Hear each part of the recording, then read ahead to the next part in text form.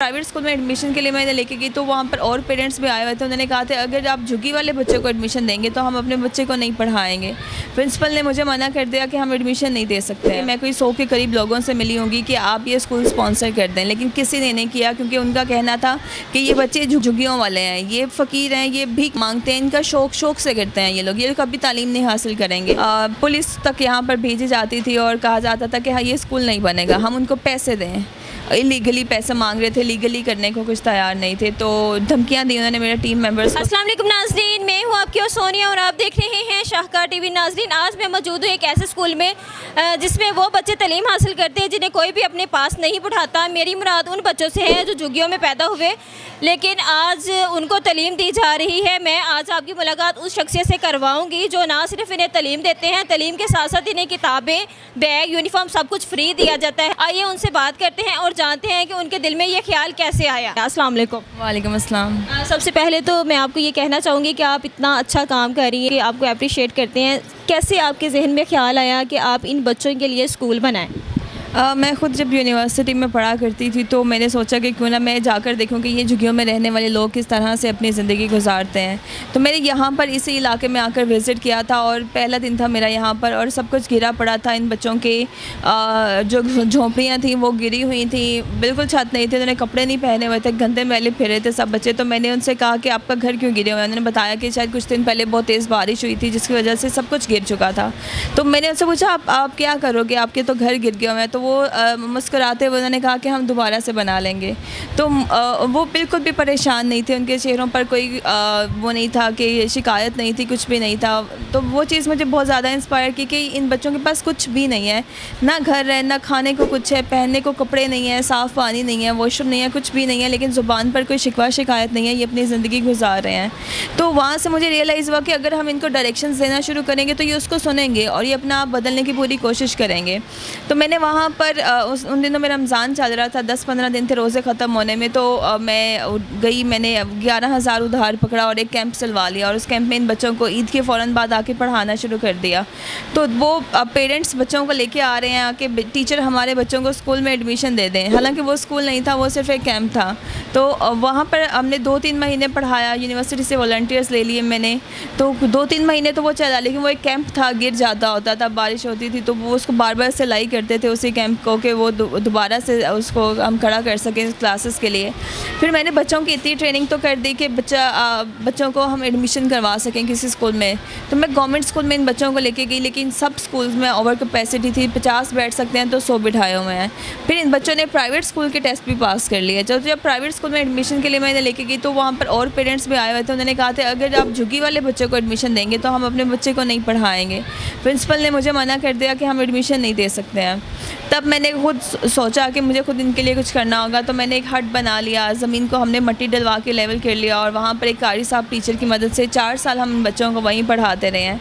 वो भी कपड़े का बना हुआ एक हट था, वो भी गिर जाता था, उसको भी बार बार हम रेनोवेट करते रहते थे। फिर कोविड आ गया और उसमें हमने डिसाइड किया कि अब हमें इनके लिए कुछ करना होगा। लेकिन वो एक बहुत मुश्किल मरहला था क्योंकि उन दिनों से ग्रेजुएट हुई यूनिवर्सिटी से, तो सब मेरी जो वॉलंटियर्स की टीम थी 300+ की, वो सब अपनी अपनी ज़िंदगी में मगन हो गए और ये बिल्कुल प्रोजेक्ट एक किस्म का समझ लें कि रुक गया था। यहाँ पर वो हमारा हट गिर गया हुआ था और हमारे पास आगे बनाने के लिए कुछ रिसोर्सेज नहीं थे। तो ऐसे में मैंने ये पोर्टेबल स्कूल डिज़ाइन किया और मुझे याद है कि मैं कोई 100 के करीब लोगों से मिली होंगी कि आप ये स्कूल स्पॉन्सर कर दें, लेकिन किसी ने नहीं किया क्योंकि उनका कहना था कि ये बच्चे झुग्गियों वाले हैं, ये फ़कीर हैं, ये भीख मांगते हैं, इनका शौक से करते हैं ये कभी तालीम नहीं हासिल करेंगे। ऐसे में मुझे एक डॉक्टर साहब मिले, उन्होंने मुझे ये स्कूल के लिए फ़ंड रेज़ करके बना के दिया और फिर यहाँ पर मैंने खुद शुरू में पढ़ाना शुरू किया। फिर एक टीचर रखी, 2 टीचर रखे, तो आहिस्ता आहिस्ता फिर इन बच्चों के लिए हमने यूनिफॉर्म का इंतज़ाम किया इन बच्चों के लिए। फिर इनको खाना देना शुरू किया, इनको ब्रेकफास्ट सब दिया जाता है स्कूल में, सब कुछ हमारी तरफ से दिया जाता है। और ये वही बच्चे हैं जो 7 साल पहले मेरे पास एक कैंप में आए थे और अब अल्हम्दुलिल्लाह इस स्कूल में हमारे पास 100 स्टूडेंट हो चुका है। जैसे कि इंसान कोई अच्छा काम करता है तो बहुत ज़्यादा उनको मुश्किलात का सामना करना पड़ता है। कौन सी ऐसी मुश्किल थी जिससे आपने सीखा भी और आप आज तक याद है, वो आपकी कामयाबी की वजह बनी? जब ये स्कूल की कंस्ट्रक्शन हम स्टार्ट कर रहे थे तो चूँकि ये पोर्टेबल स्कूल है और ये ज़मीन LDA की है, तो हमें आकर टॉर्चर किया जाता था। मेरे साथ कुछ टीम मेंबर्स थे, तो पुलिस तक यहाँ पर भेजी जाती थी और कहा जाता था कि हाँ ये स्कूल नहीं बनेगा, हम उनको पैसे दें। इलीगली पैसे मांग रहे थे, लीगली करने को कुछ तैयार नहीं थे। तो धमकियाँ दी उन्होंने मेरे टीम मेंबर्स को, तो मेरे सब टीम मेंबर्स उस वक्त भाग गए यहाँ से।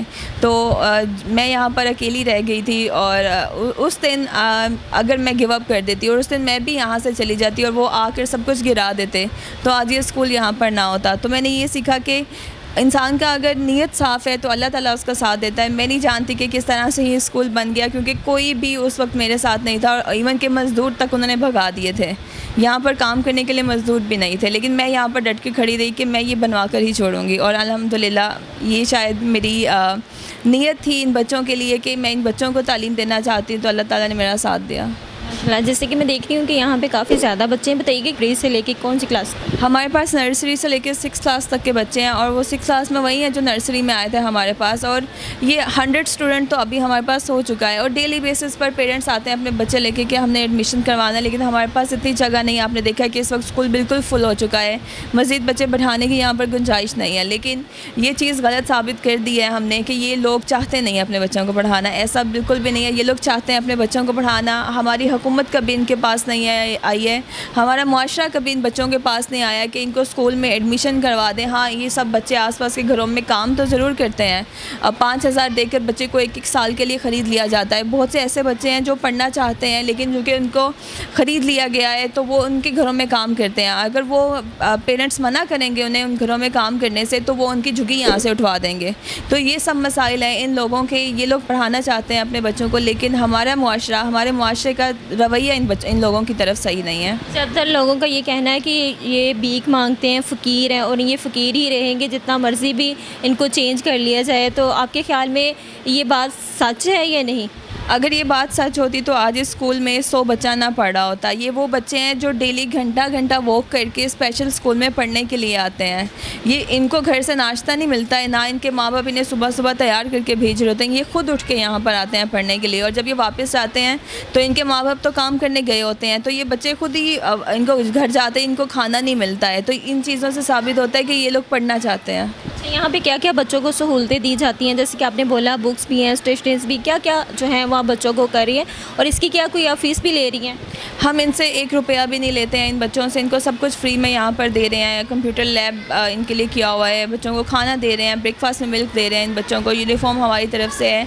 और फिर अब जैसे ईद उल अज़हा आ रही है तो यहाँ पर कुर्बानी भी हम यहीं पर करेंगे, यहीं पर जानवर ला के रखते होते हैं। इन बच्चों के साथ अटैचमेंट होती है जैसे बचपन में हमारी हो जाया करती थी जानवर के साथ। तो और फिर यहीं पर कुर्बानी होती है और इन सब बच्चों की फैमिलीज़ को वो सारा गोश्त बांट दिया जाता है, क्योंकि हर लिहाज से हमने देखा है कि हमने इन लोगों के साथ गलत सलूक किया है। हम जब ईद करते हैं उसका मतलब क्या है कि हम इन लोगों तक पहुंचाएं जिनको कभी नहीं मिलता है, लेकिन हम क्या करते हैं कि हम चर्बी संभाल के रख ली जाती है कि हाँ वो चर्बी हम इन लोगों को देंगे।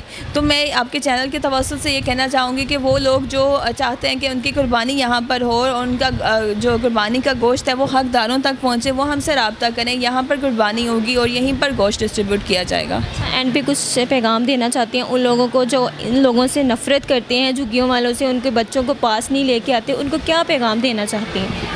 मैं यही पैगाम देना चाहूँगी कि इन बच्चों से प्यार से बात करें। ये बच्चे बहुत नाजुक बच्चे हैं। ये लोग ये बाहर से आपको जितने वो होशियार नज़र आ रहे होते हैं, ये अंदर से उतने नरम दिल होते हैं, क्योंकि इनसे कभी किसी ने प्यार से बात नहीं की होती है। इनको यहाँ पर कोई खेलने नहीं देता है, इन बच्चों को कोई इनको इंसान तक नहीं समझता है।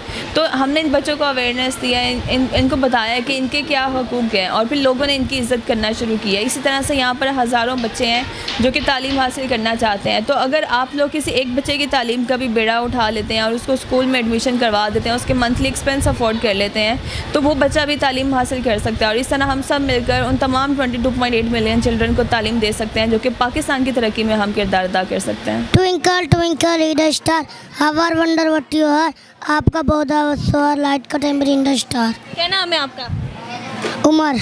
उमर कौन सी क्लास में पढ़ रहे हो? प्रेप क्लास में। प्रेप क्लास में। अच्छा लगता है स्कूल आना? यस।